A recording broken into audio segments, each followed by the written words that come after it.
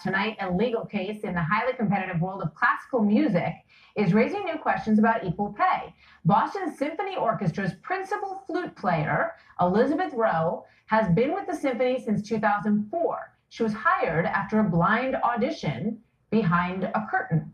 She's paid nearly $70,000 less than one of her male counterparts, 63-year-old principal oboe player John Ferrillo. Boston Symphony says the wage gap doesn't have anything to do with gender, and that, quote, the flute and the oboe are not comparable because, in part, the oboe is more difficult to play and there's a larger pool of flautists. Here now is Ashe, Schow, senior editor at the Daily Wire. Ashe, good evening. Good to have you with us tonight. So where does this stand right now, and does she have an argument? I don't believe she has an argument. I mean, this is not a case of unequal pay for equal work. I mean, these are two very different instruments. The oboe, trying to find a principal oboist is a much more difficult process than finding a prized flutist. I mean, even the Boston Symphony Orchestra pointed out that it's a much more difficult process. I mean, John Ferrillo was lured away from the Metropolitan Opera Orchestra, promised to be paid twice as much as the rank and file members, while Rowe went through the blind audition process. Are there examples where women in this orchestra are paid more than men? I mean, what other examples, sort of give us some context?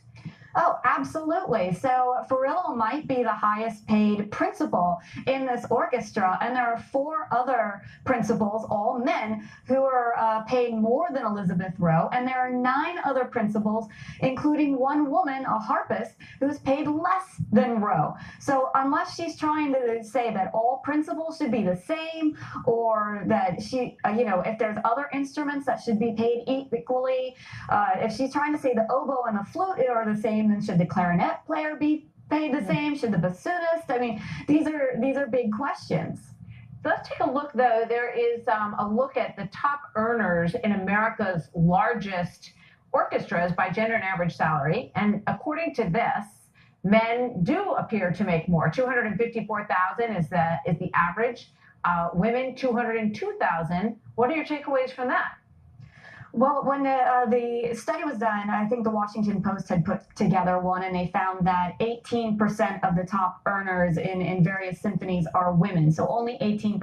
But what wasn't looked at is what instruments are making the most money. I mean, perhaps women are flocking to the same amount of instruments, while men are taking over all of the others. So there's a huge pool of women vying for a small number of positions versus men who are applying for multiple instruments. I mean, This might be a supply and demand situation rather than a gender situation. So if you wanted your child to make more money, maybe you should stick an oboe in their hand instead of a flute.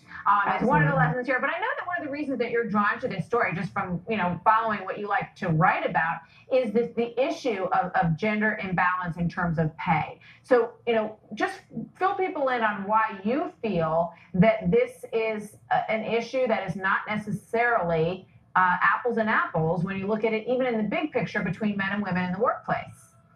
Right, because there's still situations, there's still different factors that are going into why Elizabeth Rowe is paid less than John Ferrillo, and it has connotations outside of just the orchestra in the main business world. Women make choices, in this case, deciding to play an instrument that a lot of other people also play, versus Ferrillo choosing to play an instrument that not as many people pay. I mean, we see that in the business world, whereas men go into more difficult, more dangerous, higher paying jobs, while women tend to do what they like, which gravitates toward jobs that don't need as much education and don't command as high a salary. There's a lot of women screaming at the TV right now saying, what is she talking about? I know there's a guy at my job who gets paid more than I do, and it's not fair. It's not to say there isn't any disparity out there based on gender, is it?